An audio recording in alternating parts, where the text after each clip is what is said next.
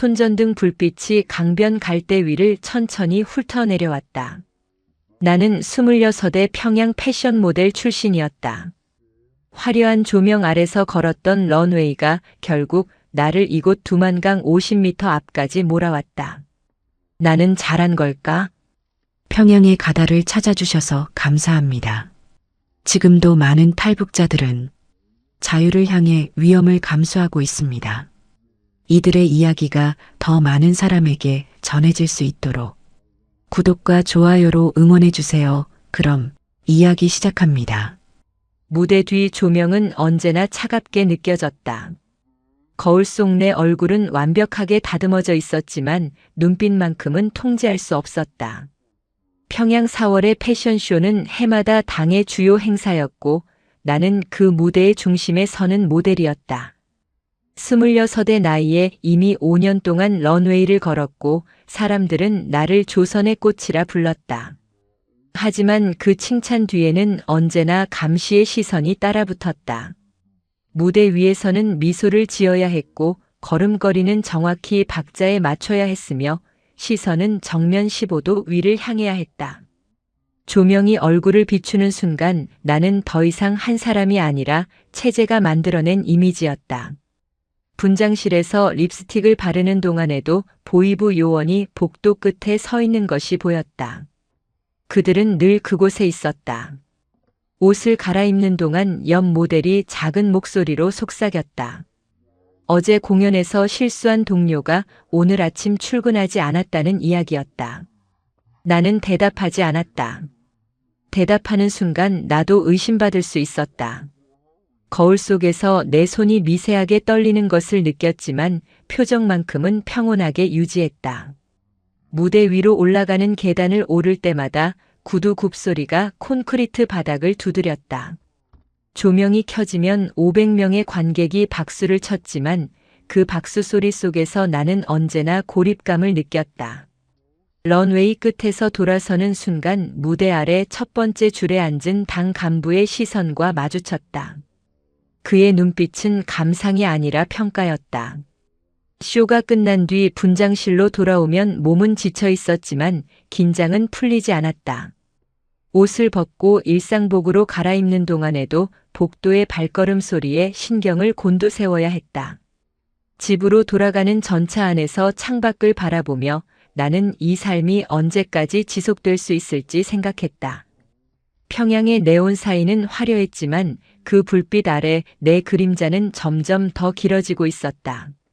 한밤중에 잠에서 깨어나면 나는 종종 매트리스 아래 손을 넣곤 했다.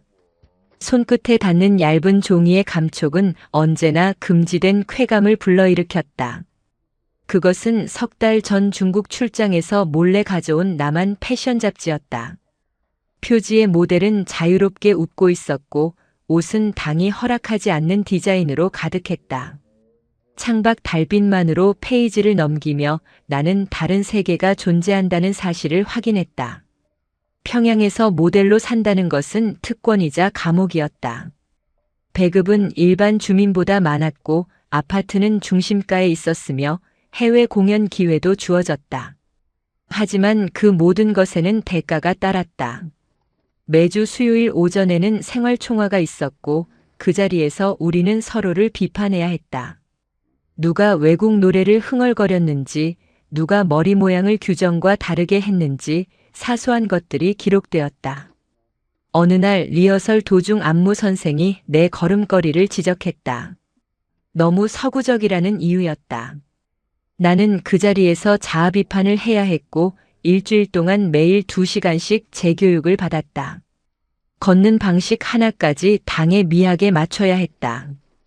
거울 앞에서 같은 동작을 수백 번 반복하는 동안 내 안에 무언가가 조금씩 부서지는 것을 느꼈다. 밤에 잡지를 보며 나는 상상했다. 저 모델들은 어떤 생각을 하며 무대에 설까? 그들에게도 검열관이 있을까? 촬영이 끝난 뒤 그들은 자유롭게 친구를 만나고 영화를 보러 갈 수 있을까? 질문들은 끝이 없었고 답은 언제나 같은 곳을 가리켰다. 이곳이 아닌 어딘가였다. 잡지를 다시 매트리스 아래 숨기고 누우면 천장에 얼룩이 보였다. 비가 샌 흔적이었지만 아무도 수리하러 오지 않았다. 평양의 밤은 고요했지만 그 고요함 속에서 나는 점점 더 큰 소음을 듣기 시작했다. 그것은 내 안에서 커져가는 탈출의 목소리였다. 아직 구체적인 계획은 없었지만 언젠가는 결정해야 한다는 것을 알고 있었다. 여름이 시작되는 평양의 카페는 언제나 사람들로 붐볐다. 나는 창가 자리에 앉아 냉면을 먹고 있었고 맞은편에는 오래전부터 알던 의상 디자이너 선생이 앉아 있었다. 그녀는 50살 정도로 보였고 평양 패션계에서 20년 넘게 일해온 사람이었다. 우리는 다음 달 공연 의상에 대해 이야기하는 척했지만 대화의 무게는 평소와 달랐다. 그녀가 냅킨으로 입을 닦으며 테이블 위로 작은 종이를 밀어냈다. 순간 내 심장이 빠르게 뛰기 시작했다. 종이는 접혀 있었고 겉면에는 아무것도 적혀 있지 않았다. 나는 자연스럽게 냅킨을 집어들며 그 종이를 손바닥 안에 숨겼다. 카페 안의 다른 손님들은 여전히 각자의 대화에 몰두해 있었다. 화장실로 향하는 복도에서 나는 종이를 펼쳤다. 손글씨로 적힌 한 줄의 문장이 눈에 들어왔다. 준비되면 연락하라는 내용이었고 그 아래 전화번호 4자리가 적혀 있었다. 종이를 찢어 변기에 흘려보낸 뒤 나는 거울 앞에 섰다. 얼굴은 평온해 보였지만 손은 여전히 떨리고 있었다. 며칠 동안 나는 그 숫자를 머릿속에서 반복했다. 밤에 잠들기 전 천장을 보며 속으로 중얼거렸고 아침에 눈을 뜨면 가장 먼저 떠올렸다. 4자리 숫자는 단순했지만 그 의미는 내 삶 전체를 바꿀 수 있는 것이었다. 전화를 걸면 돌아올 수 없다는 것을 알고 있었다. 일주일 후 나는 공중전화 부스 안에 서 있었다. 손에 쥔 동전이 땀으로 축축해졌다. 다이얼을 돌리는 손가락이 떨렸고 연결음이 울리는 동안 주변을 계속 살폈다. 3번째 신호음 뒤 목소리가 들려왔다. 낮고 침착한 남자의 목소리였다. 그는 내 이름을 확인한 뒤 한 달 뒤 만나자는 말만 남기고 끊었다. 부스를 나와 거리를 걸으며 나는 평양의 풍경을 다시 보았다. 대동강의 물결, 거리의 선전 포스터, 전차 안의 사람들, 모든 것이 이전과 달리 보였다. 이제 나는 이 세계의 관찰자가 아니라 탈출자가 되어가고 있었다. 그 변화는 돌이킬 수 없는 것이었고 나는 그것을 받아들이기 시작했다. 7월의 마지막 패션쇼는 내 인생에서 가장 긴 30분이었다. 무대 뒤 대기실에서 옷을 입는 동안 나는 이것이 마지막이라는 사실을 계속 떠올렸다. 다음 달이면 나는 이 무대에 서지 않을 것이고 이 조명을 받지 않을 것이며 이 박수 소리를 듣지 않을 것이었다. 드레스는 전통 한복과 현대 디자인을 결합한 것으로 붉은색 비단에 금색 자수가 놓여 있었다. 거울 속 내 모습은 완벽해 보였지만 그 완벽함이 오히려 낯설게 느껴졌다. 음악이 시작되고 커튼이 열렸다. 첫 발을 내디딜 때 조명이 얼굴을 강하게 비췄고 500명의 관객이 일제히 박수를 쳤다. 나는 연습했던 대로 걸었다. 허리는 곧게 펴고 시선은 정면 15도 위를 향하며 걸음은 정확히 음악의 박자에 맞췄다. 런웨이 중간쯤에서 잠깐 멈춰 포즈를 취했고 플래시가 터졌다. 하지만 그 순간 내 안에서는 다른 생각들이 흘러갔다. 3달 뒤면 나는 어디에 있을까? 살아있기는 할까?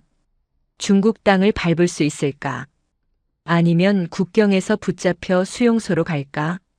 질문들이 머릿속을 채웠지만 얼굴의 미소는 흔들리지 않았다.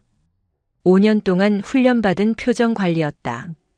런웨이 끝에서 돌아서는 순간 무대 아래 첫 줄에 앉은 당 간부와 눈이 마주쳤다. 그는 고개를 끄덕이며 만족스러운 표정을 지었다. 나는 그에게 가볍게 미소를 보냈다. 그것이 내가 이 체제에 보내는 마지막 인사였다. 걸어 나오는 동안 구두굽이 무대 바닥을 두드리는 소리가 유난히 크게 들렸다. 무대 뒤로 돌아와 옷을 벗는 동안 다른 모델들이 축하 인사를 건넸다. 오늘 공연이 성공적이었다는 이야기였다. 나는 고맙다고 대답했지만 목소리에 감정을 싣지 않았다. 분장을 지우며 거울 속 내 얼굴을 보았다. 립스틱이 지워지고 아이섀도가 닦이고 인조 속눈썹이 떨어지면서 무대 위에 나는 사라졌다. 집으로 돌아가는 전차 안에서 창밖을 바라보며 나는 평양의 야경을 기억 속에 담았다. 대동강의 불빛, 주체사 상탑의 윤곽, 거리의 가로등, 모든 것을 눈에 새겼다. 증오하면서도 그리워할 풍경이었다. 전차가 멈추고 내릴 때 뒤를 돌아보지 않았다. 앞만 보고 걸어야 했다. 이제 돌아갈 곳은 없었다. 약속 장소는 평양 외곽의 낡은 건물 지하였다. 계단을 내려가는 동안 벽에서 곰팡이 냄새가 났고 천장의 전구 하나만이 희미하게 빛을 내고 있었다. 문을 열자 작은 방 안에 남자가 앉아 있었다. 40 정도로 보였고 얼굴에는 여러 해 동안 이 일을 해온 사람의 피로가 묻어 있었다. 그는 내가 들어오자 의자를 가리켰다. 나는 그의 맞은편에 앉았다. 테이블 위에는 접힌 지도가 놓여 있었다. 그는 지도를 펼치지 않은 채 낮은 목소리로 말하기 시작했다. 경로는 2가지라고 했다. 하나는 두만강을 건너 중국으로 가는 것이고 다른 하나는 압록강 쪽이었다. 하지만 내 경우에는 두만강이 더 안전하다고 했다. 평양에서 함경북도까지 가는 동안 검문이 많지만 준비만 잘하면 통과할 수 있다는 설명이었다. 비용은 미화 5,000달러였다. 절반은 지금 내고 나머지는 한국에 도착한 뒤 가족이 보내야 했다. 나는 고개를 끄덕였다. 그 돈은 5년 동안 모델로 일하며 모은 전부였다.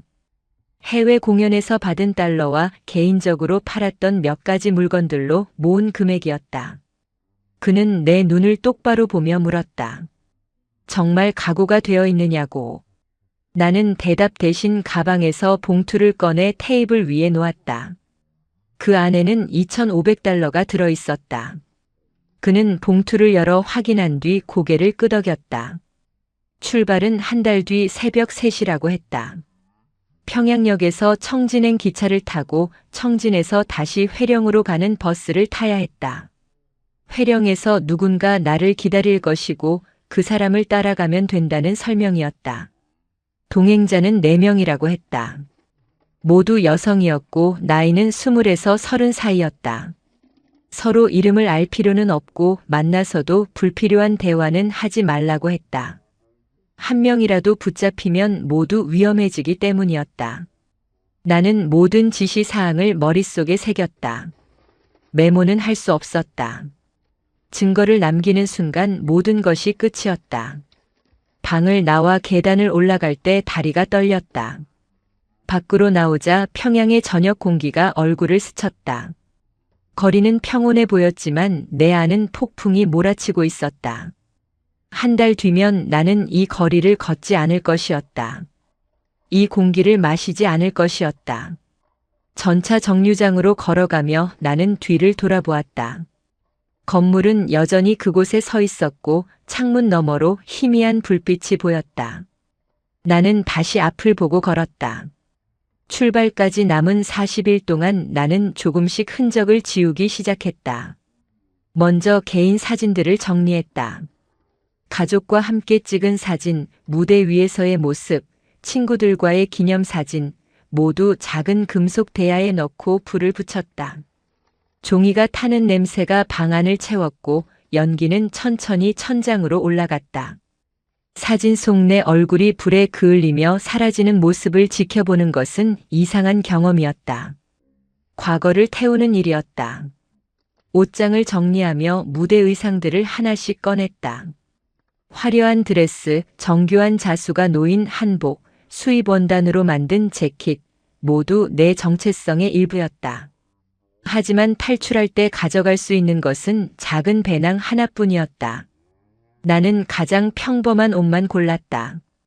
검은색 바지, 회색 티셔츠, 낡은 운동화, 눈에 띄지 않는 것들이었다. 배낭 안에 넣을 물건을 선별했다. 속옷 2벌, 양말 3켤레, 작은 수건, 비누 1장 생리대, 그리고 $500를 여러 곳에 나눠 숨겼다. 옷 안감에 꿰매고 신발 밑창에 넣고 머리끈 속에 말았다. 만약 한 곳에서 발각되더라도 전부를 잃지 않기 위한 방법이었다. 바늘로 실을 꿰매는 동안 손가락이 여러 번 찔렸다. 일상은 최대한 평소와 같게 유지했다. 매주 생활 총화에 참석했고 리허설에도 빠지지 않았으며 동료들과의 대화도 이전과 다르지 않게 했다. 하지만 밤이 되면 창밖을 보며 두만강을 상상했다. 물의 깊이, 강폭 맞은편 중국 땅의 모습, 브로커가 알려준 정보들을 반복해서 떠올렸다. 어머니에게 마지막 전화를 걸었던 날을 기억한다. 목소리는 평소처럼 밝게 유지했고 건강을 확인했으며 다음 달에 고향에 내려가겠다고 말했다. 어머니는 기뻐하셨다. 나는 전화를 끊고 한참 동안 수화기를 쥔 채 서 있었다. 그것이 마지막 대화가 될 것이라는 사실을 어머니는 모르셨다. 출발 일주일 전 나는 마지막으로 대동강을 걸었다. 강변의 버드나무, 다리 위의 사람들, 석양에 물든 강물, 모든 것을 눈에 담았다. 증오했지만 그리워할 풍경이었다. 이 땅에서 태어나 자랐고 이 무대에서 꿈을 꿨으며 이 감시 속에서 질식했다. 복잡한 감정들이 가슴을 짓눌렀지만 나는 계속 걸었다. 멈추는 순간 결심이 흔들릴 것 같았다. 새벽 2시 30분에 평양역 대합실에 도착했다. 역은 이른 시간임에도 사람들로 붐볐다. 지방으로 내려가는 사람들, 출장을 가는 간부들, 짐을 든 상인들, 모두 각자의 이유로 이 시간에 움직이고 있었다. 나는 벽 쪽에 서서 주변을 살폈다. 보안원 2명이 입구 근처에 서 있었고 검문대에서는 여행 증명서를 확인하고 있었다. 배낭을 어깨에 메고 검문대로 향했다. 손에 쥔 여행 증명서가 땀으로 축축해졌다. 그것은 위조 문서였고 브로커가 일주일 전에 건네준 것이었다. 함경북도 친척을 방문한다는 명목이었다. 검문대 앞에 섰을 때 보안원이 증명서를 받아들었다. 그는 서류를 천천히 살펴보며 내 얼굴과 비교했다. 심장이 너무 빠르게 뛰어서 보안원이 들을 수 있을 것 같았다. 하지만 표정만큼은 평온하게 유지했다. 5년 동안 무대 위에서 연기한 경험이 이 순간을 위한 준비였다. 보안원은 잠시 멈칫했다. 그 몇 초가 영원처럼 느껴졌다. 주변 소음이 사라지고 오직 그의 손가락이 서류를 넘기는 소리만 들렸다. 보안원이 서류를 돌려주며 고개를 끄덕였다. 나는 증명서를 받아 가방에 넣고 안쪽으로 걸어갔다. 다리에 힘이 풀렸지만 걸음은 흐트러지지 않게 유지했다. 플랫폼으로 향하는 복도를 지나며 뒤를 돌아보고 싶은 충동을 억눌렀다. 돌아보는 순간 의심을 살 수 있었다. 청진행 기차는 플랫폼 4번째에 서 있었다. 낡은 객차에서 증기가 피어올랐고 사람들이 짐을 들고 타고 있었다. 나는 중간쯤 객차로 올라갔다. 좌석은 딱딱한 나무였고 창문은 닫히지 않아 틈으로 찬 공기가 들어왔다. 옆자리에는 중년 여성이 앉아 있었고 그녀는 내게 관심을 보이지 않았다. 기차가 출발 신호를 울렸다. 천천히 움직이기 시작하면서 평양역이 뒤로 물러났다. 창밖으로 보이는 평양의 불빛들이 점점 작아졌다. 나는 그 불빛을 바라보며 생각했다. 이것이 마지막이다. 다시는 이 풍경을 보지 못할 것이다. 기차는 속도를 높였고 어둠 속으로 들어갔다. 나는 배낭을 꽉 껴안고 눈을 감았다. 기차는 밤새 북쪽으로 달렸다. 창밖으로 보이는 풍경은 점점 황량해졌다. 평양의 건물들이 사라지고 작은 마을들이 나타났다가 사라졌으며 산과 들판이 반복되었다. 객차 안은 추웠고 사람들은 각자 옷을 껴입고 있었다. 나는 얇은 재킷을 더 여미며 창밖을 계속 바라보았다. 유리에 비친 내 얼굴은 낯설어 보였다. 새벽 5시쯤 기차가 작은 역에 멈췄다. 보안 검열이었다.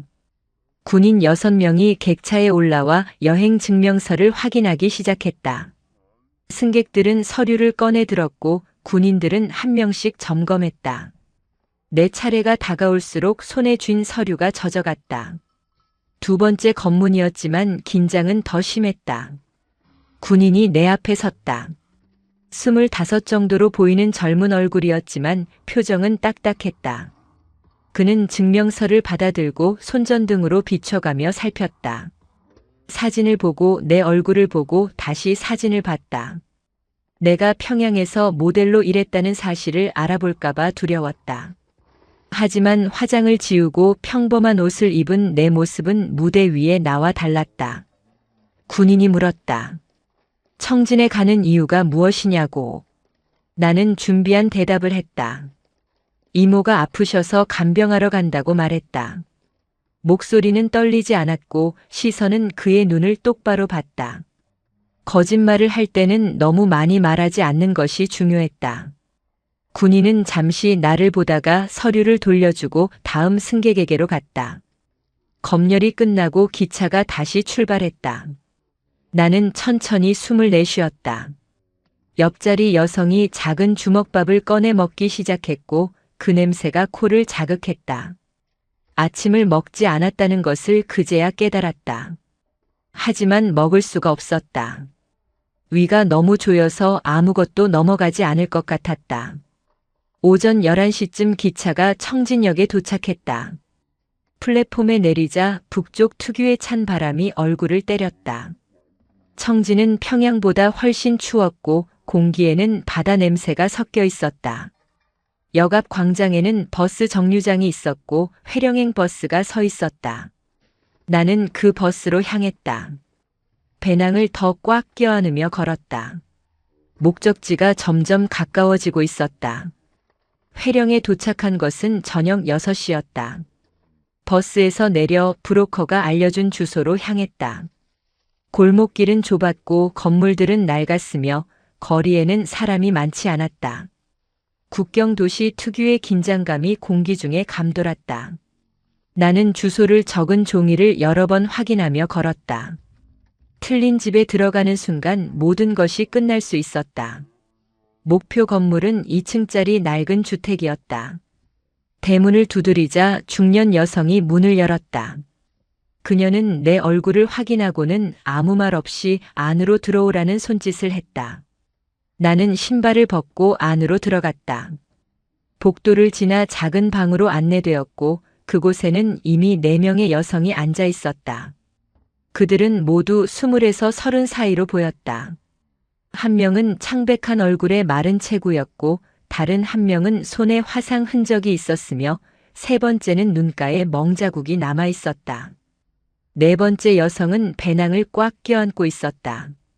우리는 서로를 보며 고개만 끄덕였다. 이름을 묻지 않았고 어디서 왔는지도 묻지 않았다. 알아서는 안 되는 것들이었다. 안내자 여성이 방문을 닫고 우리 앞에 앉았다. 그녀는 50 정도로 보였고 얼굴에는 이 일을 오래 해온 사람의 피로가 새겨져 있었다. 낮은 목소리로 지시사항을 전달하기 시작했다. 오늘 밤 자정에 출발한다고 했다. 두만강까지는 차로 30분 거리고 강가에 도착하면 순찰 시간을 피해 강을 건너야 한다고 했다.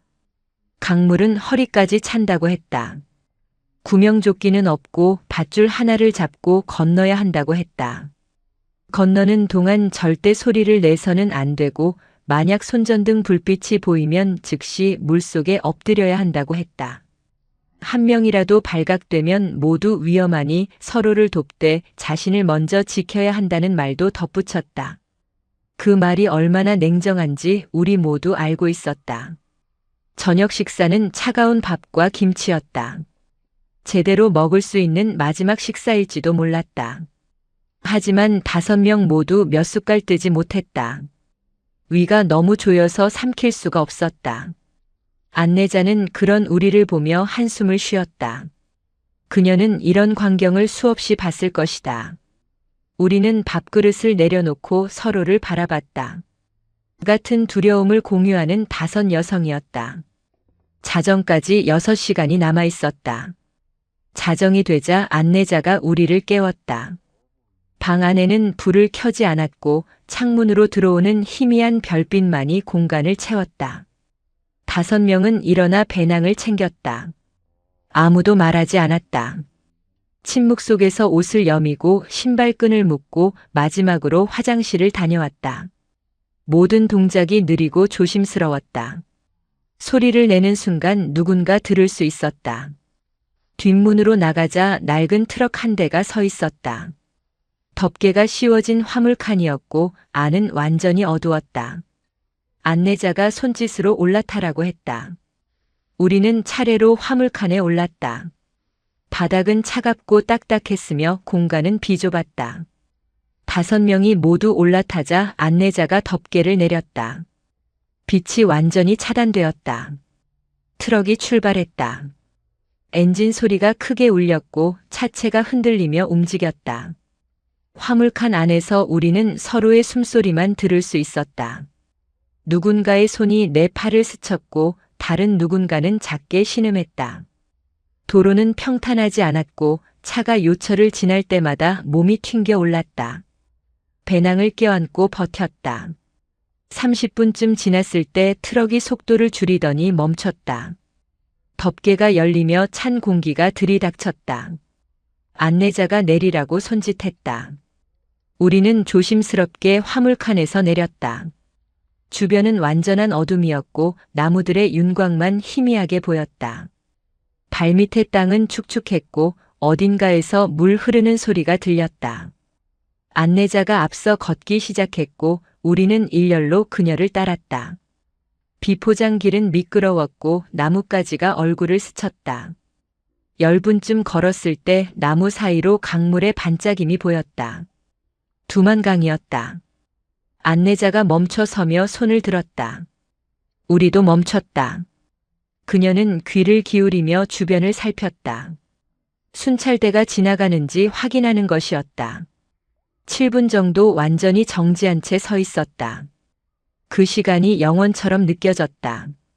멀리서 개 짖는 소리가 들렸고 바람이 나뭇잎을 흔들었다. 내 심장은 너무 빠르게 뛰어서 다른 사람들도 들을 수 있을 것 같았다.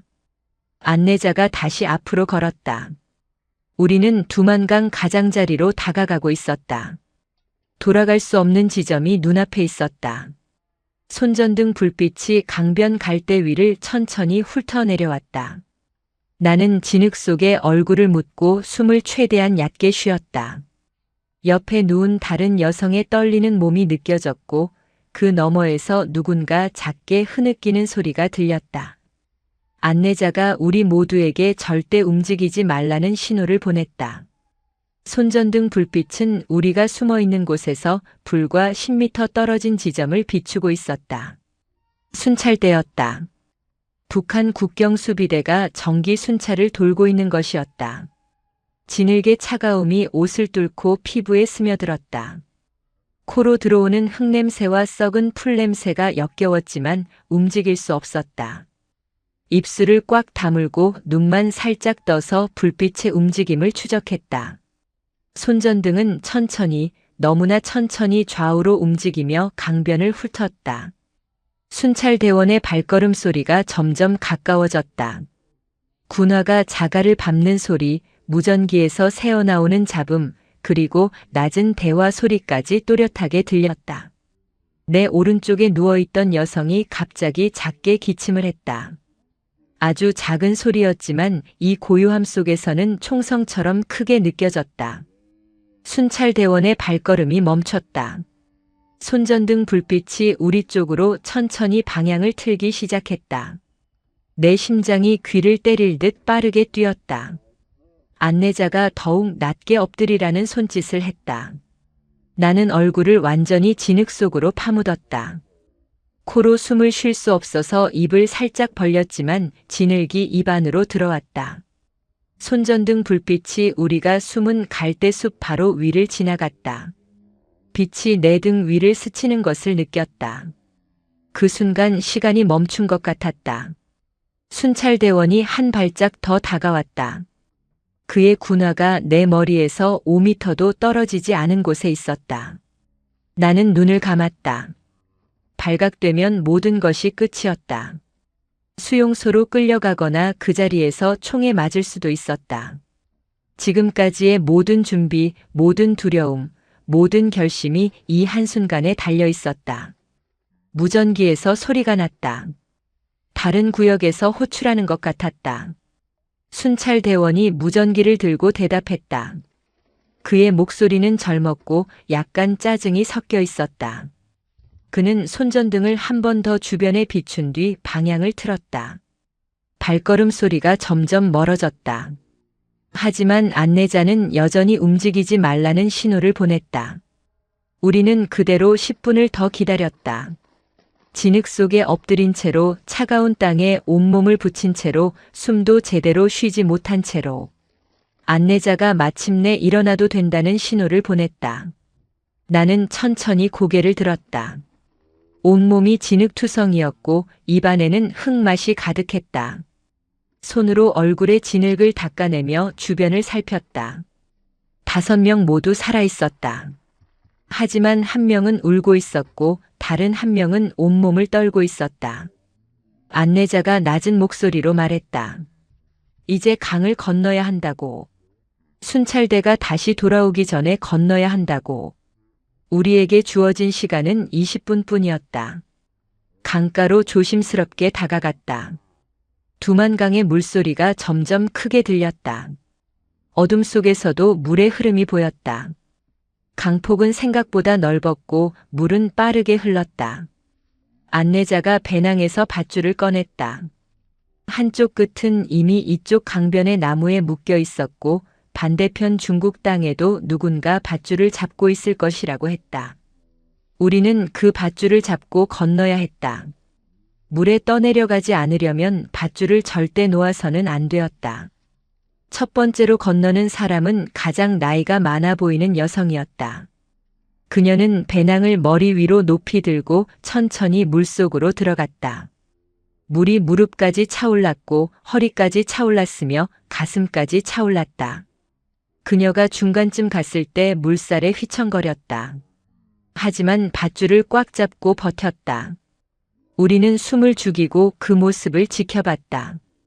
5분 후 그녀가 반대편 강변에 도착했다. 어둠 속에서 희미하게 손을 흔드는 것이 보였다. 두 번째는 화상 흔적이 있던 여성이었다. 그녀도 같은 방식으로 천천히 강을 건넜다. 세 번째, 네 번째가 차례로 건넜다. 이제 나만 남았다. 안내자가 내 어깨를 두드리며 고개를 끄덕였다. 나는 배낭을 최대한 높이 들고 물속으로 발을 내디뎠다. 강물은 얼음장처럼 차갑고 빨랐다. 첫 발을 내딛는 순간부터 물살이 다리를 휘감으며 당겼다. 밧줄을 두 손으로 꽉 잡았다. 놓는 순간 떠내려갈 것 같았다. 물이 허리를 넘어서자 몸이 떠오르려는 것을 느꼈다. 발밑에 돌들이 미끄러웠고 한 걸음 내디딜 때마다 균형을 잃을 것 같았다. 밧줄을 잡은 손에 온 힘을 주었다. 손가락이 아프도록 꽉 쥐었지만 차가운 물 때문에 감각이 점점 사라지고 있었다. 배낭을 머리 위로 든 팔도 떨리기 시작했다. 안에는 옷가지와 돈이 들어 있었다. 젖으면 안 되는 것들이었다. 팔을 더 높이 들려고 했지만 물살이 계속 몸을 밀어냈다. 강 중간쯤 왔을 때 발이 헛디겼다. 순간 몸이 물속으로 기울었고 물이 입과 코로 들이닥쳤다. 밧줄을 놓칠 뻔했지만 본능적으로 더 세게 움켜쥐었다. 기침이 나왔지만 소리를 내면 안 되었다. 목구멍으로 물이 넘어가는 것을 느끼며 눈을 질끈 감았다. 다시 발을 땅에 디디고 중심을 잡았다. 심장이 터질 것처럼 뛰었고 온몸이 떨렸다. 하지만 멈출 수 없었다. 앞으로 나아가는 것만이 유일한 선택이었다. 한 걸음 또 한 걸음 나아갔다. 물의 깊이가 조금씩 낮아지는 것을 느꼈다. 가슴까지 차 있던 물이 허리에서 무릎으로 내려갔다. 반대편 강변이 점점 가까워졌다. 어둠 속에서 먼저 건넌 4명의 윤곽이 보였다. 그들이 손짓으로 격려하는 것 같았다. 나는 마지막 힘을 다해 물을 헤치며 나아갔다. 발이 단단한 땅을 밟는 순간 다리에 힘이 풀렸다. 강변에 올라서자 먼저 건넌 여성 한 명이 나를 잡아당겨 주었다. 나는 그대로 땅에 주저앉았다. 온몸이 젖어 있었고 이빨이 덜덜 떨렸으며 숨을 제대로 쉴 수 없었다. 배낭을 내려놓고 확인했다. 물이 조금 스며들었지만 대부분은 괜찮았다. 옷 안감에 꿰맨 돈도 무사했다. 안도의 한숨이 나왔다. 이제 우리는 중국 땅을 밟고 있었다. 북한을 벗어났다. 하지만 안전한 것은 아니었다. 안내자가 마지막으로 강을 건너왔다. 그녀는 물에 젖은 우리를 보며 일어나라고 손짓했다. 여기서 쉴 시간이 없었다. 중국 공안도 국경 근처를 순찰했고 그들에게 붙잡히면 북한으로 강제 송환되었다. 우리는 비틀거리며 일어났다. 젖은 옷이 몸에 달라붙어 움직임을 방해했지만 걸어야 했다. 안내자가 앞서 걸었고 우리는 그녀를 따라 어둠 속을 이동했다. 20분쯤 걸었을 때 작은 오두막이 나타났다. 안내자가 문을 두드렸고 안에서 중년 남자가 나왔다. 그는 중국말을 했다. 안내자와 짧게 대화를 나눈 뒤 우리를 안으로 들어오라고 했다. 오두막 안에는 난로가 있었고 마른 옷가지들이 쌓여 있었다. 우리는 젖은 옷을 벗고 마른 옷으로 갈아입었다. 손가락이 너무 차가워서 단추를 잠그기도 어려웠다. 난로 앞에 둘러앉았다. 열기가 얼굴을 때렸고 서서히 몸이 녹기 시작했다.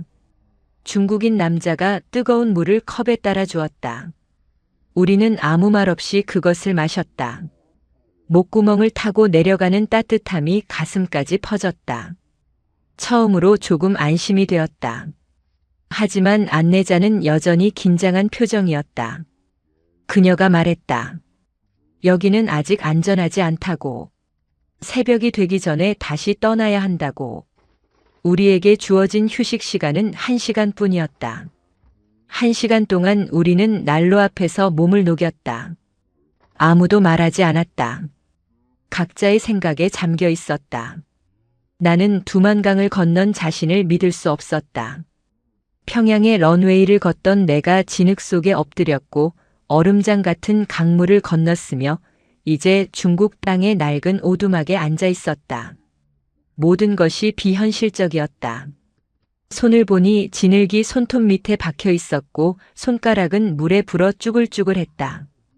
이것이 현실이었다. 중국인 남자가 빵 몇 개를 가져왔다. 우리는 나눠 먹었다. 입에 넣는 순간 얼마나 배가 고팠는지 깨달았다. 아무것도 먹지 못한 지 하루가 넘었다. 빵을 삼키며 눈물이 났다.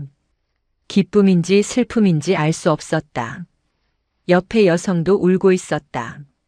또 다른 여성은 눈을 감고 조용히 무언가를 중얼거렸다. 기도하는 것 같았다. 우리는 살아있었다. 아직은. 1시간이 지나자 안내자가 일어났다. 이제 떠나야 한다고 했다. 우리는 배낭을 챙기고 다시 밖으로 나갔다. 밖은 여전히 어두웠지만 동쪽 하늘이 조금씩 밝아지고 있었다. 새벽이 다가오고 있었다. 중국인 남자가 트럭 한 대를 가리켰다. 우리는 그 트럭의 화물칸에 올라탔다. 덮개가 씌워지고 다시 어둠이 찾아왔다. 트럭이 출발했다. 다음 목적지는 중국 내륙이었다. 그곳에서 또 다른 안내자를 만나 몽골로 가는 경로를 안내받을 것이었다.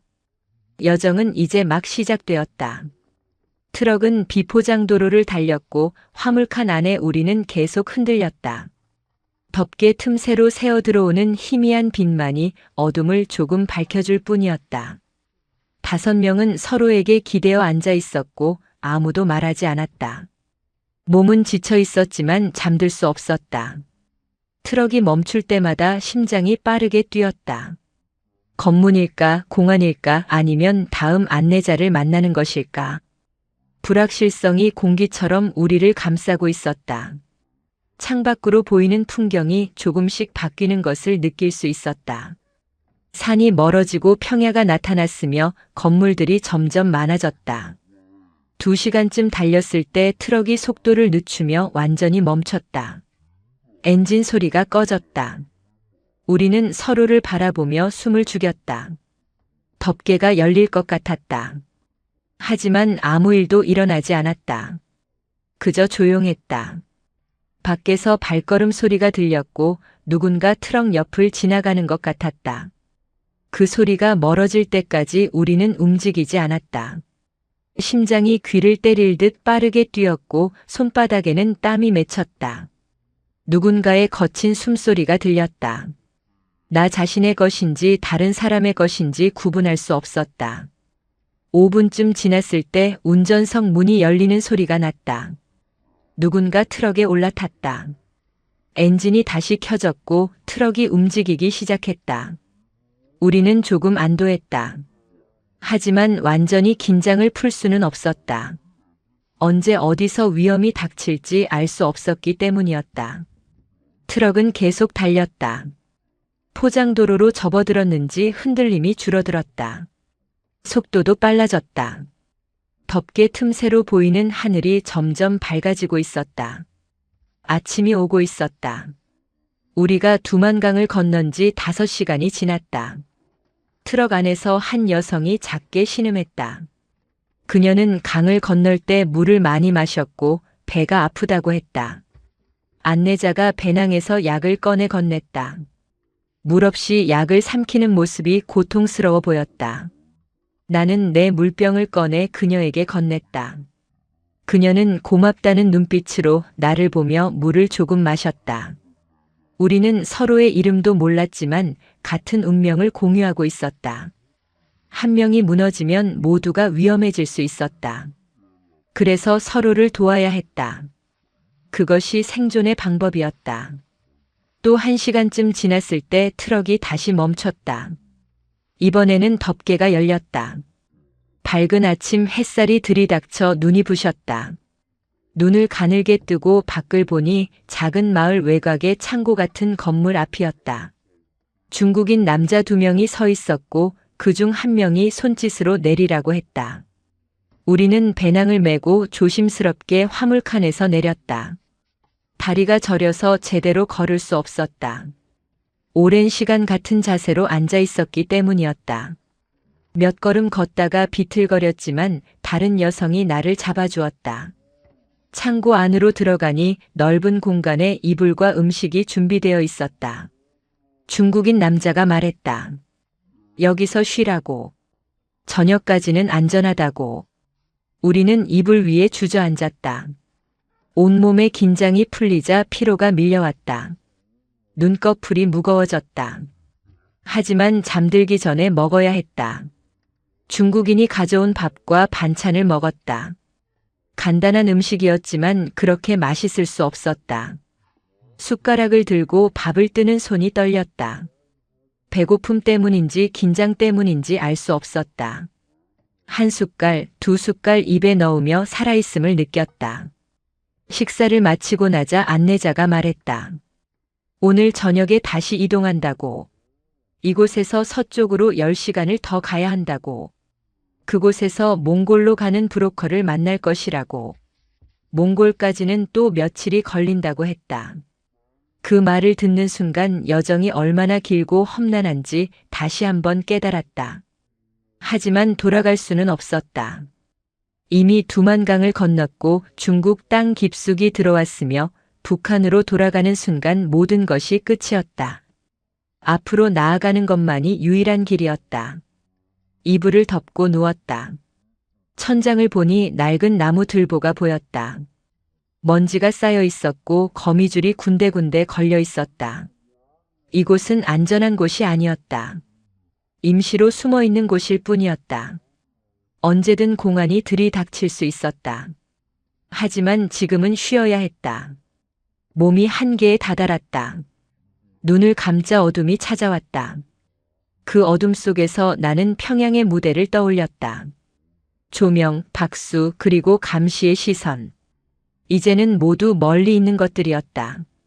나는 그 세계를 떠났다. 다시는 돌아가지 않을 것이었다. 잠에 빠져들기 직전 옆에서 누군가 흐느끼는 소리가 들렸다. 조용히, 아주 조용히 울고 있었다. 나는 눈을 뜨지 않았다. 그녀의 슬픔을 침범하고 싶지 않았다. 우리 모두는 각자의 이유로 이곳에 왔고 각자의 슬픔을 안고 있었다. 가족을 두고 온 사람, 꿈을 포기한 사람, 미래를 잃은 사람. 우리는 모두 무언가를 버리고 여기까지 왔다. 그리고 아직 여정은 끝나지 않았다. 앞으로 더 많은 것을 버려야 할지도 몰랐다. 나는 눈을 감고 어둠 속으로 빠져들었다. 잠이 찾아왔고 꿈은 없었다. 저녁 6시쯤 밖에서 자동차 소리가 들렸다. 나는 잠에서 깨어 귀를 기울였다. 엔진 소리가 점점 가까워지고 있었다. 한 대가 아니었다. 최소한 2대 이상이었다. 안내자가 벌떡 일어나 창문 쪽으로 갔다.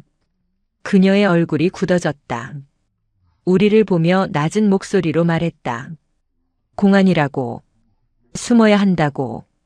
5명은 황급히 일어나 배낭을 챙겼다.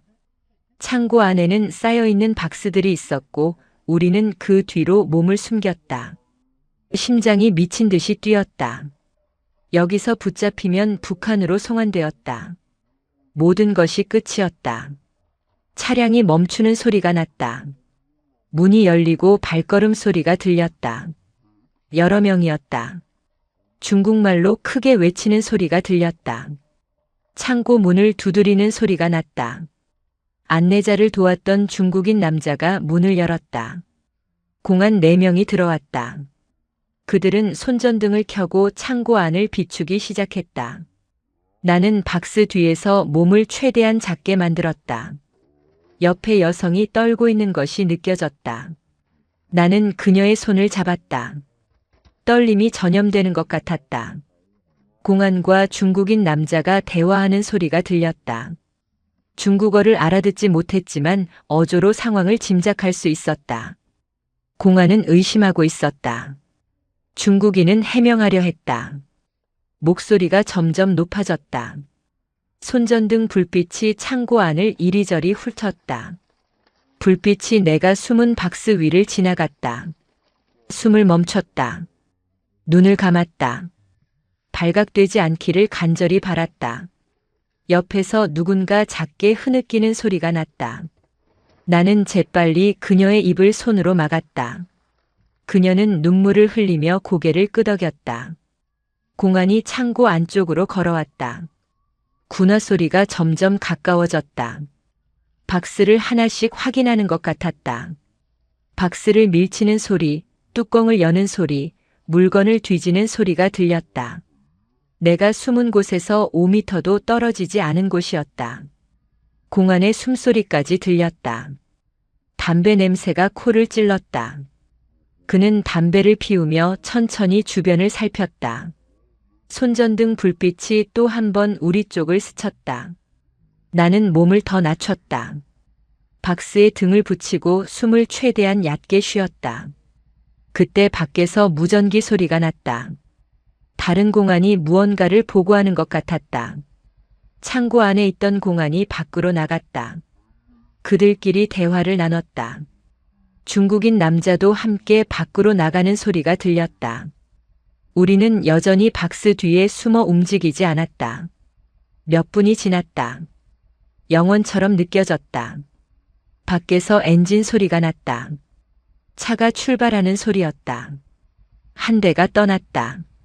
하지만 다른 한 대는 여전히 남아 있었다. 우리는 계속 숨어 있어야 했다. 10분쯤 지났을 때 중국인 남자가 창고 안으로 들어왔다. 그는 조심스럽게 주변을 살피며 우리가 숨은 곳으로 왔다. 낮은 목소리로 괜찮다고 말했다. 공안이 갔다고 했다. 하지만 아직 안심할 수 없다고 했다. 한 대가 근처에서 대기하고 있다고 했다. 우리는 박스 뒤에서 나왔다. 온몸이 땀으로 젖어 있었다. 다리가 후들거렸다. 한 여성은 그대로 바닥에 주저앉았다. 안도의 눈물을 흘리는 사람도 있었다. 나는 벽에 기대어 천천히 숨을 내쉬었다. 살아남았다. 또 한 번. 안내자가 말했다. 계획을 바꿔야 한다고. 오늘 밤 이동은 불가능하다고. 공안이 이 지역을 계속 순찰할 것이기 때문이었다. 내일 새벽까지 기다렸다가 움직여야 한다고 했다. 우리는 고개를 끄덕였다. 선택의 여지가 없었다. 중국인 남자가 음식을 가져왔지만 아무도 먹을 수 없었다. 위가 너무 조여서 아무것도 넘어가지 않았다. 그저 물만 조금씩 마셨다. 목이 바짝 말라 있었다. 물을 마시는 것조차 고통스러웠다. 밤이 깊어갔다. 창고 밖은 조용했지만 우리는 긴장을 풀 수 없었다. 교대로 보초를 서기로 했다. 한 명이 창문 근처에서 밖을 감시하고 나머지는 쉬는 방식이었다. 내 차례가 왔을 때 창문으로 밖을 보았다. 어둠 속에서 멀리 차량의 불빛이 보였다. 공안 차량이었다. 여전히 근처에 있었다. 나는 그 불빛을 바라보며 생각했다. 언제까지 이렇게 숨어 다녀야 할까? 언제쯤 안전한 곳에 도착할 수 있을까? 질문에 대한 답은 없었다. 그저 하루하루 버티는 것뿐이었다. 새벽 4시에 중국인 남자가 우리를 깨웠다. 이제 떠나야 한다고 했다. 공안 차량이 10분 전에 떠났다고 했다. 지금이 기회라고 했다. 우리는 배낭을 챙기고 창고 밖으로 나갔다. 새벽 공기가 차갑고 습했다. 하늘은 아직 어두웠지만 동쪽이 조금씩 밝아지고 있었다. 트럭이 엔진을 켜고 대기하고 있었다. 우리는 재빨리 화물칸에 올라탔다. 덮개가 씌워지고 트럭이 출발했다. 창고가 뒤로 멀어졌다. 위험한 밤을 보낸 곳이었다. 다시는 그곳으로 돌아가지 않을 것이었다. 트럭은 어둠 속을 달렸다. 이틀 동안 계속 이동했다. 트럭을 타고 내리고 다시 타고 또 내렸다. 장소는 계속 바뀌었지만 상황은 비슷했다. 낡은 건물, 숨어 지내는 시간, 그리고 끊임없는 긴장. 식사는 불규칙했고 잠은 제대로 잘 수 없었으며 씻는 것은 사치였다. 머리는 기름으로 떡져 있었고 옷에서는 땀 냄새가 났으며 몸은 점점 더 지쳐갔다. 하지만 멈출 수 없었다. 계속 움직여야 했다. 그것만이 살아남는 방법이었다. 트럭 안에서 흔들리며 나는 창밖을 보았다. 중국의 풍경이 지나갔다. 낯선 땅이었다. 이곳도 내게는 안전하지 않았다. 사흘째 되는 날 저녁, 우리는 작은 마을 외곽의 집에 도착했다. 2층짜리 벽돌 건물이었고 주변에는 다른 집들이 거의 없었다. 안내자가 우리를 2층 방으로 안내했다. 방 안에는 이미 한 남자가 앉아 있었다. 50대 정도로 보였고 얼굴에는 세월의 흔적이 깊게 새겨져 있었다. 그는 몽골인이었다. 안내자가 소개했다. 이 사람이 우리를 몽골까지 데려갈 브로커라고 했다. 우리는 그 앞에 앉았다. 몽골인은 우리를 하나하나 살펴보았다. 그의 눈빛은 날카로웠지만 적대적이지는 않았다. 그는 중국어로 말하기 시작했다. 안내자가 우리말로 통역했다. 몽골까지는 닷새가 걸린다고 했다. 고비 사막을 통과해야 하고 국경 검문을 피해야 하며 도중에 여러 번 차를 바꿔 타야 한다고 했다. 위험한 여정이지만 성공률은 70%라고 했다. 나머지 30%는 붙잡히거나 사막에서 길을 잃는다고 했다. 그 말을 듣는 순간 등골이 오싹해졌다. 하지만 돌아갈 수는 없었다. 앞으로 나아가는 것뿐이었다. 비용은 1인당 2,000달러였다. 나머지 돈을 지불해야 했다. 우리는 각자 숨겨둔 돈을 꺼냈다. 옷 안감, 신발 밑창, 머리끈 속에 숨겨둔 달러를 모았다. 몽골인은 돈을 세어보고 고개를 끄덕였다. 그는 배낭에서 지도를 꺼내 펼쳤다. 중국 북부에서 몽골까지의 경로가 빨간 선으로 표시되어 있었다. 그는 손가락으로 경로를 짚어가며 설명했다. 여기서 출발해서 이 도시를 지나고 저 검문소를 피하고 사막 가장자리를 따라 가다가 국경을 넘는다고 했다. 출발은 내일 새벽 3시라고 했다. 오늘 밤은 여기서 쉬고 내일부터는 멈추지 않고 이동할 것이라고 했다. 음식과 물은 최소한만 가져가고 배낭도 가벼워야 한다고 했다. 필요 없는 것은 모두 버리라고 했다. 나는 배낭을 열어 안을 확인했다. 평양에서 가져온 옷 몇 벌, 작은 수건, 비누, 그리고 어머니의 사진 한 장. 사진을 보니 눈시울이 뜨거워졌다. 하지만 버려야 했다. 무게를 줄여야 했다. 나는 사진을 한참 바라보다가 조심스럽게 찢었다. 작은 조각들로 만들어 쓰레기통에 버렸다. 과거를 지우는 일이었다. 저녁 식사는 중국 음식이었다. 볶음밥과 야채 요리였다. 이틀 동안 제대로 먹지 못했기 때문에 배가 고팠다. 하지만 천천히 먹어야 했다. 급하게 먹으면 체할 수 있었다. 한 숟갈씩 천천히 입에 넣으며 음식의 맛을 느꼈다. 기름기가 많았지만 따뜻했다. 몸속으로 들어가는 열기를 느꼈다.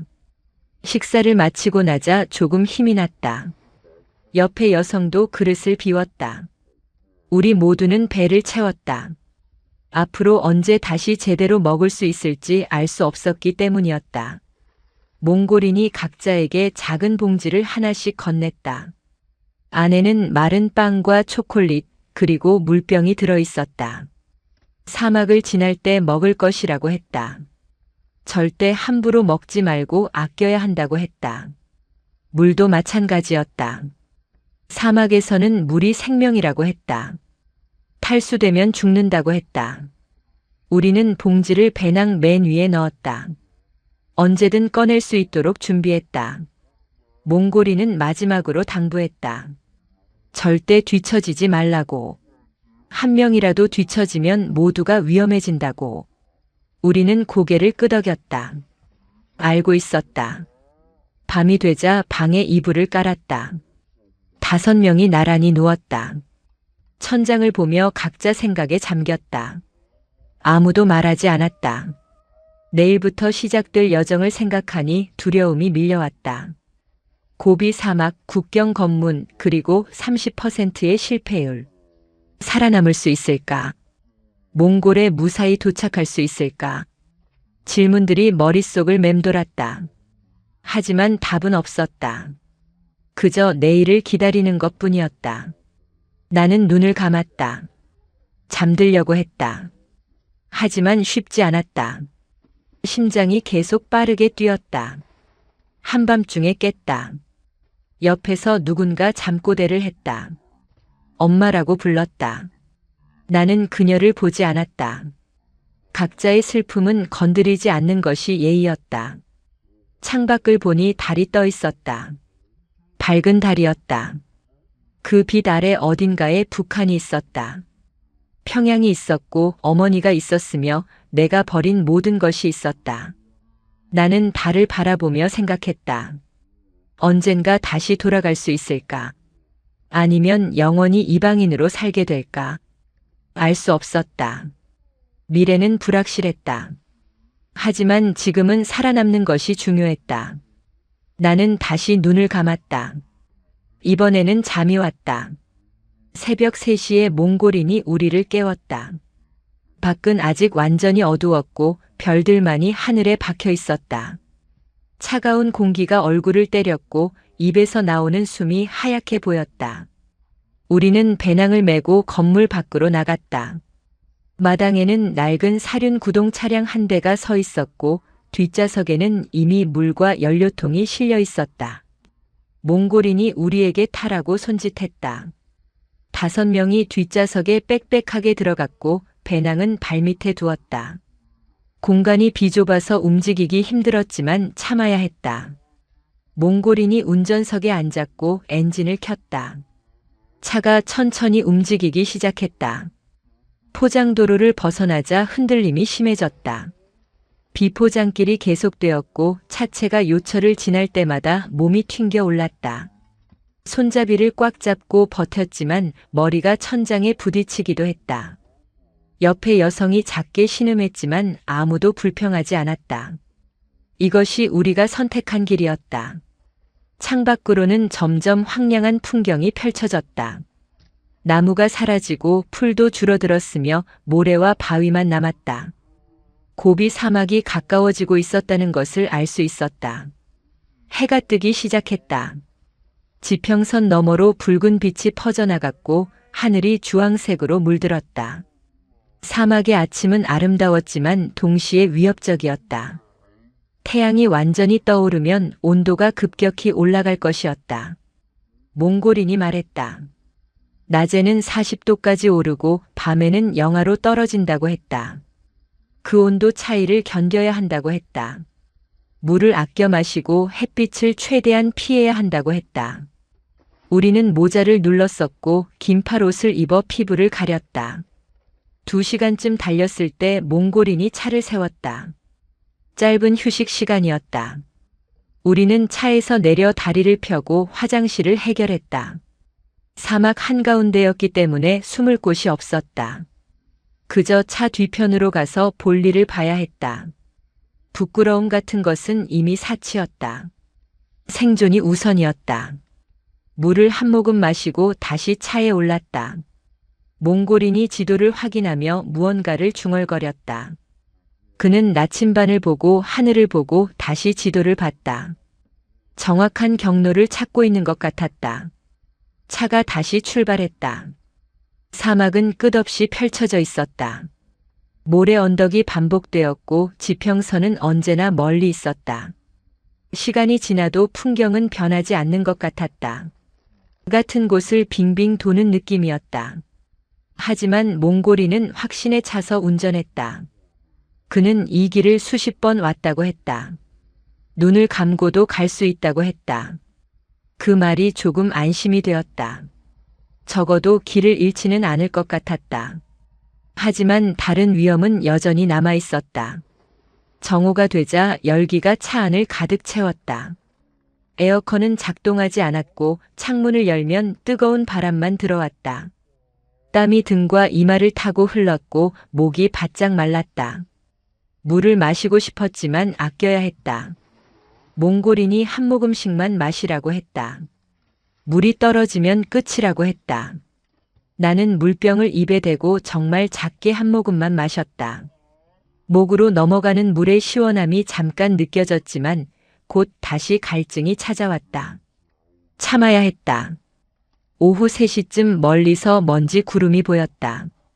몽골인이 차를 세우고 쌍안경을 꺼내 확인했다. 그의 얼굴이 굳어졌다. 순찰대라고 했다. 중국 국경 순찰대가 이쪽으로 오고 있다고 했다. 우리는 즉시 차에서 내렸다. 몽골인이 근처 바위 뒤로 숨으라고 지시했다. 우리는 배낭을 들고 바위 뒤로 몸을 숨겼다. 뜨거운 바위에 등을 기대고 숨을 죽였다. 먼지 구름이 점점 가까워졌다. 차량 2대가 보였다.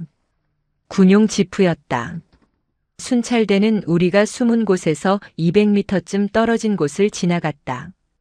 그들은 우리 차량을 발견했다. 차를 세우고 내려서 확인하기 시작했다. 몽골인은 바위 뒤에서 그 광경을 지켜봤다. 순찰대원 4명이 차 주변을 살폈다. 문을 열고 안을 뒤졌다. 트렁크도 열었다.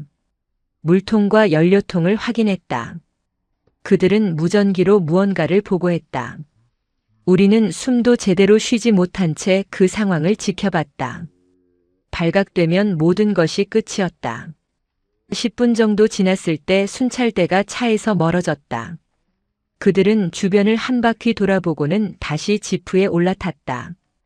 엔진 소리가 났고 차량이 움직이기 시작했다. 먼지를 일으키며 멀어져 갔다. 우리는 그들이 완전히 시야에서 사라질 때까지 기다렸다. 몽골인이 일어서며 괜찮다고 신호를 보냈다. 우리는 바위 뒤에서 나와 차로 돌아갔다. 온몸이 땀으로 젖어 있었고 다리가 후들거렸다. 하지만 살아남았다. 또 한 번 위기를 넘겼다. 차에 다시 올라타며 몽골인이 말했다.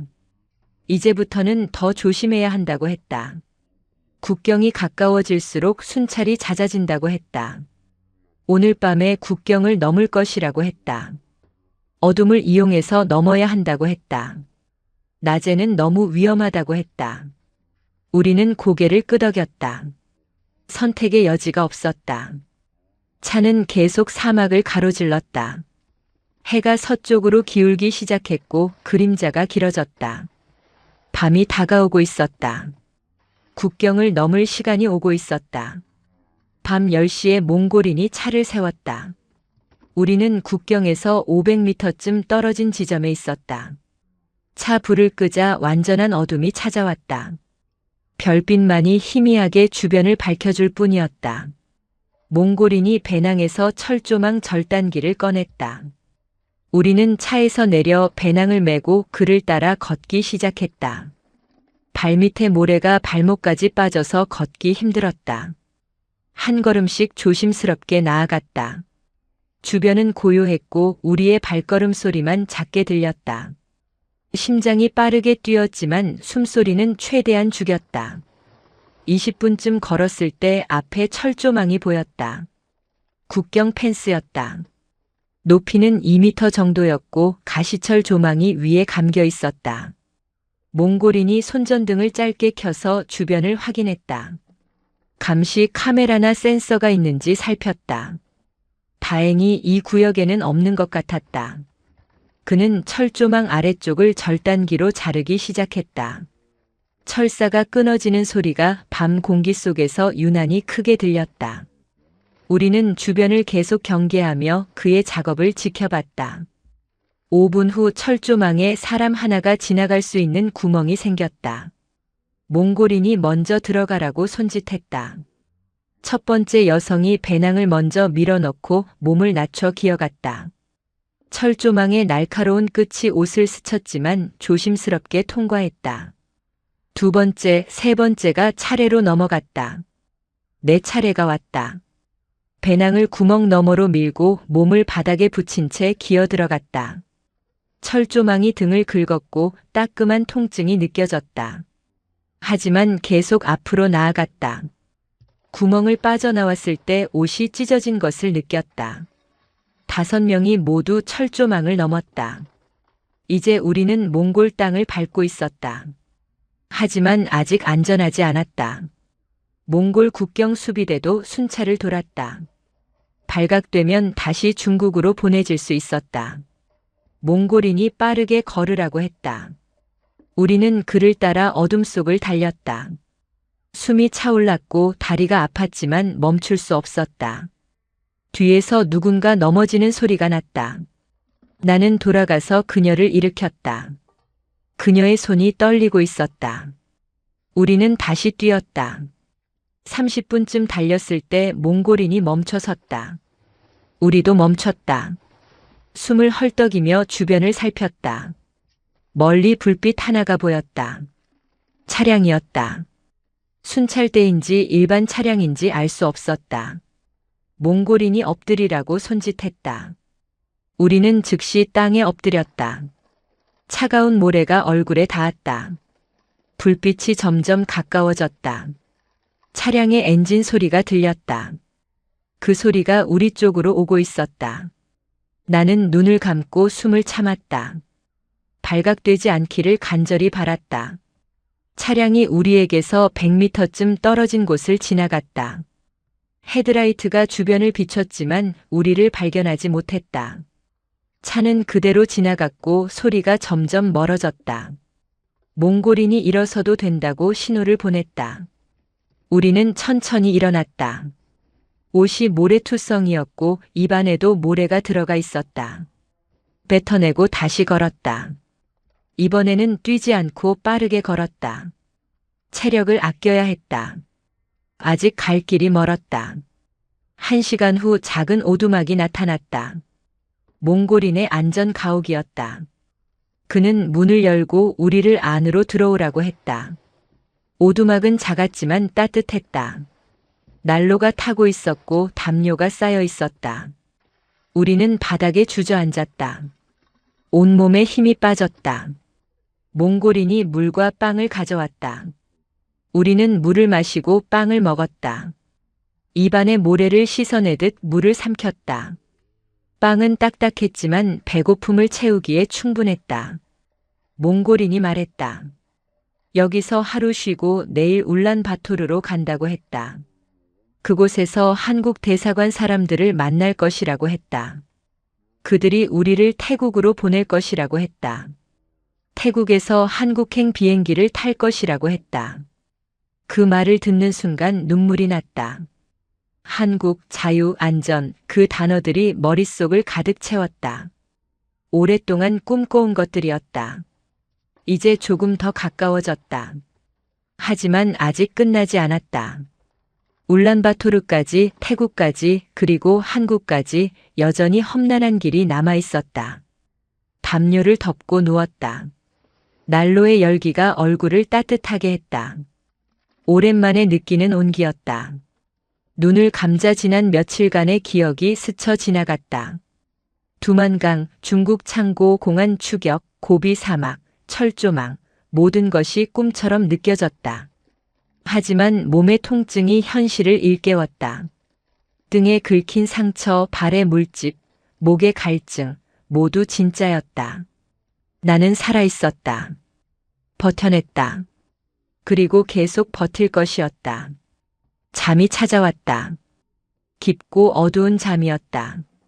몽골의 풍경은 중국과 달랐다. 넓은 초원이 펼쳐졌고 양떼가 풀을 뜯고 있었으며 게르라 불리는 전통 천막들이 군데군데 보였다. 하늘은 높고 푸르렀으며 공기는 맑고 차가웠다. 창밖을 보며 나는 처음으로 조금 안도감을 느꼈다. 북한에서 멀어지고 있었다. 중국도 지나왔다. 이제 몽골 땅을 달리고 있었다. 자유가 조금씩 가까워지는 것 같았다.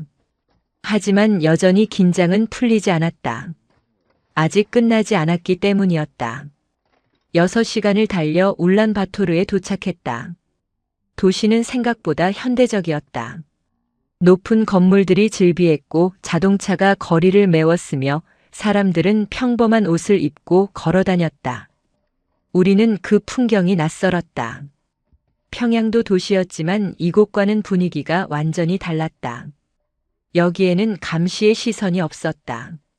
사람들은 자유롭게 웃고 말하고 움직였다. 그 모습을 보며 가슴이 뭉클해졌다. 우리도 저렇게 살 수 있을까? 질문이 머릿속을 맴돌았다. 몽골인이 우리를 시내 한 건물로 안내했다. 3층짜리 건물이었고 간판에는 한글과 몽골어가 함께 적혀 있었다. 탈북자 지원 단체 사무실이었다. 우리는 계단을 올라 2층 사무실로 들어갔다. 안에는 한국인 남자 2명이 기다리고 있었다. 그들은 우리를 보자 따뜻하게 미소 지었다. 오랜만에 보는 진심 어린 미소였다. 한 명이 우리말로 말했다. 수고했다고, 이제 안전하다고, 곧 한국에 갈 수 있다고 말했다. 그 말을 듣는 순간 눈물이 터져 나왔다. 참고 있던 감정이 한꺼번에 쏟아졌다. 옆에 여성들도 울고 있었다. 우리는 서로를 껴안고 울었다. 두만강부터 여기까지 열흘 동안의 여정이 주마등처럼 지나갔다. 죽을 뻔한 순간들, 공포에 떨던 밤들, 굶주림과 갈증, 모든 것을 견뎌냈다. 그리고 지금 여기 도착했다. 한국인 남자가 우리에게 물과 음식을 건넸다. 따뜻한 국물이었다. 손에 든 그릇이 떨렸다. 한 모금 마시자 온몸에 열기가 퍼졌다. 사무실에서 우리는 간단한 신원 확인을 받았다. 이름, 나이, 출신 지역, 탈북 경로를 물었다. 나는 대답했다. 26, 평양 출신 모델이었다가 탈북했다고 말했다. 한국인이 고개를 끄덕이며 기록했다. 다른 여성들도 차례로 신원을 밝혔다. 청진 출신 공장 노동자, 해산 출신 장사꾼, 함흥 출신 교사, 원산 출신 식당 종업원. 우리는 각자 다른 삶을 살았지만 같은 목적으로 여기까지 왔다. 자유를 향한 갈망이었다. 신원 확인이 끝나자 한국인이 설명했다. 이틀 후 태국으로 출발한다고 했다. 비행기를 타고 방콕으로 가서 한국 대사관에서 정식 절차를 밟을 것이라고 했다. 그곳에서 일주일 정도 머물며 조사를 받고 한국행 비행기를 탈 것이라고 했다. 모든 비용은 한국 정부가 부담한다고 했다. 우리는 돈을 낼 필요가 없다고 했다. 그 말을 듣고 안도의 한숨이 나왔다. 남은 돈이 얼마 없었기 때문이었다. 이틀 동안 우리는 울란바토르의 게스트하우스에서 머물렀다. 제대로 된 침대에서 잤고 뜨거운 물로 샤워를 했으며 따뜻한 음식을 먹었다. 몸과 마음이 조금씩 회복되었다. 거울을 보니 낯선 얼굴이 있었다. 열흘 만에 보는 내 모습이었다. 얼굴은 수척했고 피부는 거칠었으며 눈가에는 다크서클이 깊게 패여 있었다. 하지만 눈빛만큼은 살아있었다. 포기하지 않았다는 증거였다. 나는 거울 속 나를 보며 다짐했다. 끝까지 가겠다고. 출발 전날 밤 5명이 모여 앉아 이야기를 나눴다. 처음으로 서로에게 이름을 물었다. 나는 내 이름을 말했고 다른 사람들도 자신을 소개했다. 열흘 동안 함께했지만 이제야 서로를 알게 되었다. 우리는 각자의 탈북 이유를 조금씩 나눴다. 한 명은 가족을 먹여 살리기 위해, 다른 한 명은 정치범 수용소를 피하기 위해, 또 다른 한 명은 더 나은 삶을 찾아서. 이유는 달랐지만 결심은 같았다. 다시는 돌아가지 않겠다는 것이었다. 밤이 깊어질 때까지 우리는 이야기했다. 북한에서의 삶, 탈출 과정에서의 두려움, 그리고 한국에 대한 기대. 한 명이 물었다. 한국에 가면 뭐 하고 싶냐고. 나는 대답했다. 다시 무대에 서고 싶다고. 하지만 이번에는 감시 없이 자유롭게 서고 싶다고 말했다. 다른 사람들도 각자의 꿈을 말했다. 작은 가게를 열고 싶다는 사람, 대학에 가고 싶다는 사람, 그냥 평범하게 살고 싶다는 사람. 우리의 꿈은 소박했지만 진심이었다. 비행기가 인천공항에 착륙했을 때 나는 창밖을 보고 있었다. 활주로의 불빛들이 일렬로 늘어서 있었고 터미널의 거대한 유리창이 환하게 빛나고 있었다. 밤이었지만 공항은 대낮처럼 밝았다. 비행기가 천천히 게이트로 이동했고 멈춰 섰다. 안전벨트 표시등이 꺼졌다. 사람들이 일어나 짐을 챙기기 시작했다. 나는 자리에 앉은 채 한동안 움직이지 못했다. 정말로 한국에 도착한 것이 믿기지 않았다. 옆자리의 여성이 내 손을 잡았다. 그녀도 눈물을 흘리고 있었다. 우리는 서로를 보며 고개를 끄덕였다. 해냈다는 무언의 대화였다. 게이트를 빠져나와 입국장으로 향했다. 복도는 길고 넓었으며 벽에는 한글로 된 안내판이 곳곳에 붙어 있었다. 환영합니다. 대한민국에 오신 것을 환영합니다. 그 글자들을 보며 가슴이 벅차올랐다. 평양에서 이곳까지 오기 위해 얼마나 많은 것을 겪었는가. 두만강의 얼음물, 중국 창고의 공포, 고비 사막의 열기, 철조망의 날카로움, 모든 것이 스쳐 지나갔다. 그리고 지금 나는 여기 서 있었다. 한국 땅을 밟고 있었다. 자유로운 땅을. 입국 심사대에서 통일부 직원이 우리를 기다리고 있었다. 그는 우리를 별도의 통로로 안내했다. 일반 입국객들과는 다른 절차를 밟아야 한다고 설명했다. 우리는 작은 사무실로 이동했다. 거기서 간단한 신원 확인과 건강검진 일정을 안내받았다. 앞으로 며칠 동안 조사를 받을 것이고 그 후에는 하나원이라는 곳에서 적응 교육을 받을 것이라고 했다. 3개월 정도 걸린다고 했다. 나는 고개를 끄덕이며 들었다. 어떤 과정이든 받아들일 준비가 되어 있었다. 공항 밖으로 나오자 서울의 야경이 펼쳐졌다. 고층 건물들이 하늘을 찌를 듯 솟아 있었고 도로에는 끝없는 차량 행렬이 이어졌으며 네온사인이 온 세상을 밝히고 있었다. 평양의 야경과는 비교할 수 없었다. 규모도 밝기도 활기도 완전히 달랐다. 나는 그 광경을 너클 잃고 바라봤다. 이곳이 내가 앞으로 살아갈 곳이었다. 두렵기도 했고 설레기도 했으며 압도되기도 했다. 복잡한 감정들이 가슴 속에서 뒤엉켰다. 버스를 타고 임시 거처로 향했다. 통일부에서 마련한 숙소였다. 창밖으로 보이는 거리의 모든 것이 신기했다. 편의점의 밝은 불빛, 늦은 시간까지 열린 식당들, 길거리를 걷는 사람들의 자유로운 모습. 평양에서는 상상할 수 없는 풍경이었다. 밤 11시가 넘었는데도 사람들이 자연스럽게 돌아다녔다. 통금도 없고 검문도 없고 감시도 없었다. 이것이 자유라는 것을 새삼 깨달았다. 눈물이 또 흘렀다. 이제는 기쁨의 눈물이었다. 숙소에 도착해서 방을 배정받았다. 작은 방이었지만 깨끗했고 침대와 책상과 옷장이 갖춰져 있었다. 창문을 열자 서울의 밤바람이 들어왔다. 차갑지만 상쾌했다. 나는 창가에 서서 한참 동안 밖을 바라봤다. 저 아래 어딘가에서 수많은 사람들이 각자의 삶을 살고 있었다. 이제 나도 그들 중 하나가 될 것이었다.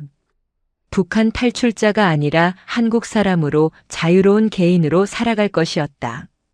그 생각을 하니 가슴이 두근거렸다. 침대에 누워 천장을 보았다.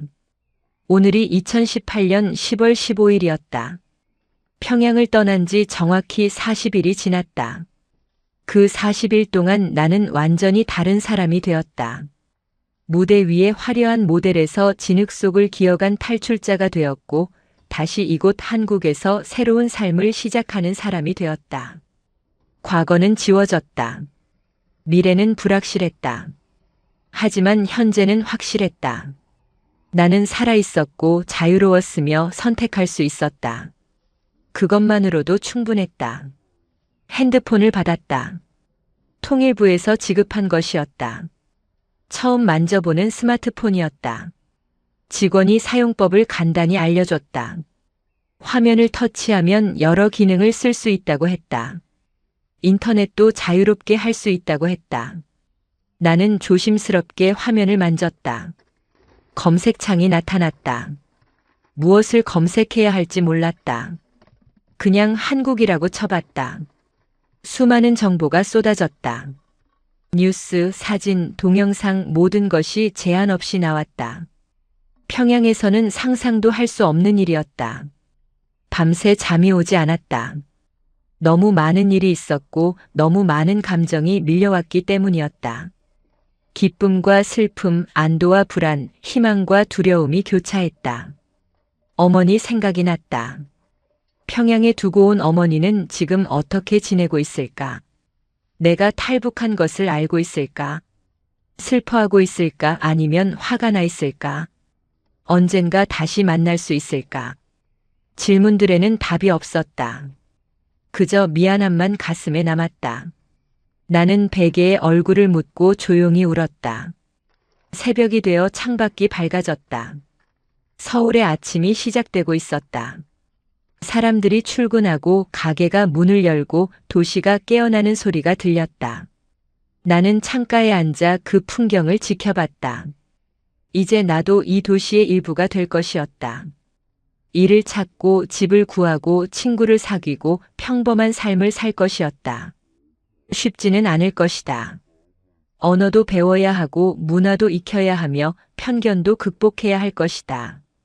하지만 두렵지 않았다. 이미 두만강을 건넜고 고비 사막을 넘었으며 여기까지 왔기 때문이었다. 앞으로 어떤 어려움이 와도 이겨낼 수 있을 것 같았다. 하나원 교육을 마친 지 석 달이 지났다. 나는 지금 서울 홍대 근처의 작은 원룸에서 살고 있다. 방은 좁지만 내 공간이고 아무도 감시하지 않으며 자유롭게 드나들 수 있다는 것만으로도 감사했다. 창밖으로는 복잡한 거리가 보였고 젊은 사람들이 오가며 활기찬 에너지를 만들어냈다. 나는 그 풍경을 보며 커피를 마셨다. 평양에서는 상상도 못했던 일상이었다. 카페에서 혼자 앉아 아무 생각 없이 시간을 보낼 수 있다는 것, 그것이 얼마나 큰 자유인지 이제 알았다. 한국어를 배우는 것이 가장 큰 도전이었다. 같은 언어라고 생각했지만 실제로는 많이 달랐다. 억양도 다르고 쓰는 단어도 다르며 문화적 맥락도 완전히 달랐다. 처음에는 사람들이 내 말투를 듣고 북한 출신임을 금방 알아차렸다. 어색한 시선을 받을 때도 있었고 편견에 부딪힐 때도 있었다. 하지만 포기하지 않았다. 매일 뉴스를 보고 드라마를 보고 사람들과 대화하며 조금씩 익숙해져 갔다. 석 달이 지난 지금은 많이 나아졌다고 스스로 느꼈다. 일자리를 구하는 것도 쉽지 않았다. 모델로 다시 서고 싶었지만 현실은 녹록하지 않았다. 한국의 패션 업계는 경쟁이 치열했고 내 경력은 인정받기 어려웠다.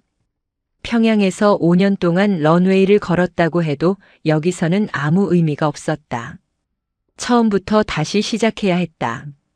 그래서 일단 카페에서 아르바이트를 시작했다. 커피를 만들고 주문을 받고 손님을 응대하는 일이었다.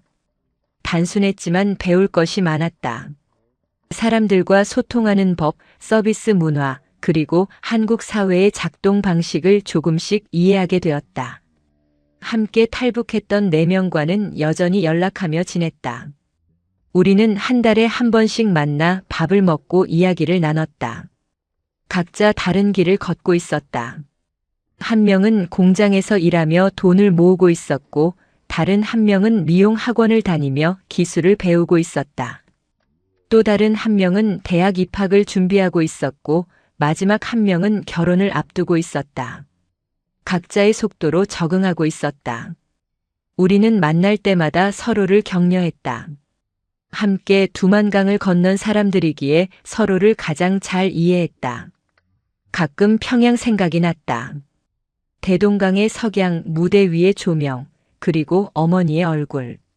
그리움과 죄책감이 교차했다. 특히 어머니를 두고 온 것이 마음에 걸렸다. 전화 한 통 할 수 없고 소식도 알 수 없으며 언제 다시 볼 수 있을지도 모르는 상황이었다. 밤에 혼자 있을 때면 어머니가 나를 용서했을까 하는 생각에 눈물이 났다. 하지만 후회하지는 않았다. 이 선택이 옳았다고 믿었다. 자유로운 삶을 사는 것, 그것이 내가 어머니께 드릴 수 있는 최선이라고 생각했다. 한국 생활에서 가장 놀라운 것은 선택의 자유였다. 무엇을 먹을지, 어디로 갈지, 누구를 만날지 모든 것을 스스로 결정할 수 있었다. 평양에서는 모든 것이 정해져 있었다. 어디서 살지, 무슨 일을 할지, 누구와 교류할지, 심지어 무슨 생각을 해야 할지까지 통제받았다. 하지만 여기서는 달랐다. 내 인생은 내가 만들어가는 것이었다.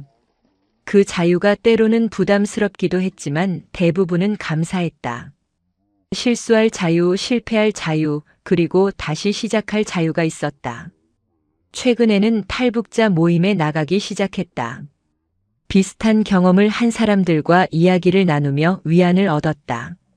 그들도 같은 어려움을 겪고 있었다. 적응의 어려움, 그리움, 죄책감 모두 공통된 감정이었다. 하지만 동시에 희망도 공유했다. 여기서 뿌리를 내리고 성공하고 행복해지려는 의지를 나눴다. 한 선배는 말했다. 탈북은 끝이 아니라 시작이라고, 진짜 인생은 지금부터라고. 그 말이 마음에 깊이 와닿았다. 나는 이제 막 시작하고 있었다. 요즘은 유튜브에 관심이 생겼다. 내 이야기를 영상으로 만들어 올리고 싶었다. 평양에서의 삶, 탈북 과정, 그리고 한국 적응기를 솔직하게 나누고 싶었다.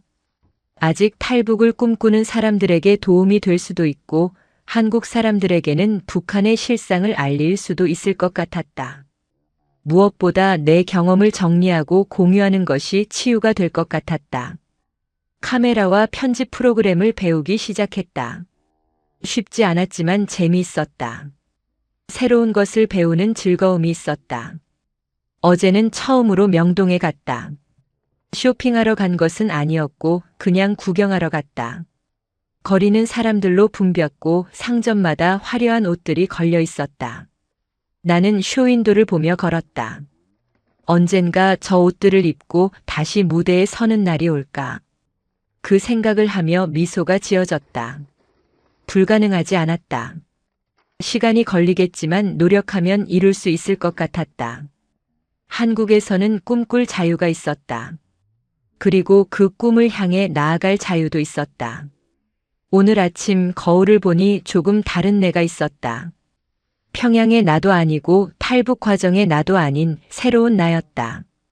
여전히 상처는 남아 있었고 아픔도 있었지만 그것들을 안고 살아가는 법을 배우고 있었다. 완벽하지 않아도 괜찮았다. 천천히 가도 괜찮았다. 중요한 것은 포기하지 않는 것이었다. 나는 두만강을 건넜고 고비 사막을 넘었으며 여기까지 왔다. 앞으로도 계속 나아갈 것이다. 어떤 어려움이 와도 이겨낼 것이다. 나는 살아남았고 자유로웠으며 꿈꿀 수 있었다. 그것으로 충분했다.